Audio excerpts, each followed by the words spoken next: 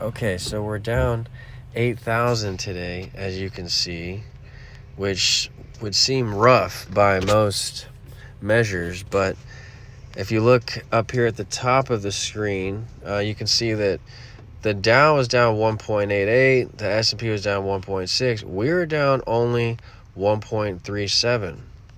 So even though we're down 8,000, because we play on a pretty large scale, we have this 340,000, plus we have the leverage of 225,000, which is roughly, so it's all about 500,000 exposure. 500,000 should be moving in larger fluctuations than this, even more than 8,000, but we're outperforming. We should have been down maybe 10,000 with this kind of leverage, maybe 20. But the reason why we still outperform is because these funds that we're in are considered safer than most stocks and traditional ETFs without dividends.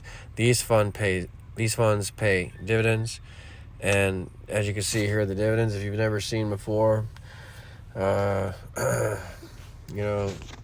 at no,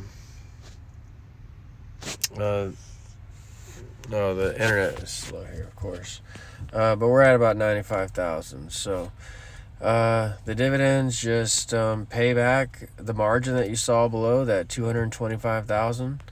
The 95,000 that we make here, pays back that margin in 1 year. So these are all monthly dividends that I'm getting these from, monthly dividends. Okay, so I think that's the way to go. Passive income investing.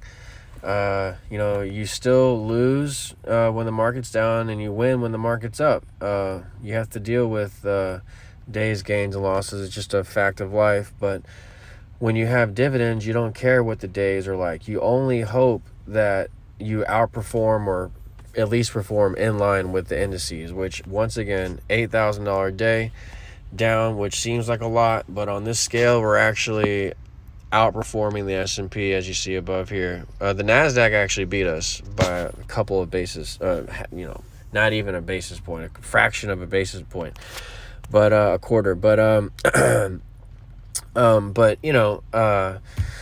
we're still, it's like so close. It's meaningless. The difference, really, so negligible. Performance is all in line with the market, if not generally outperforming. That's what you want to see, even on a down day. So that's what you want to see.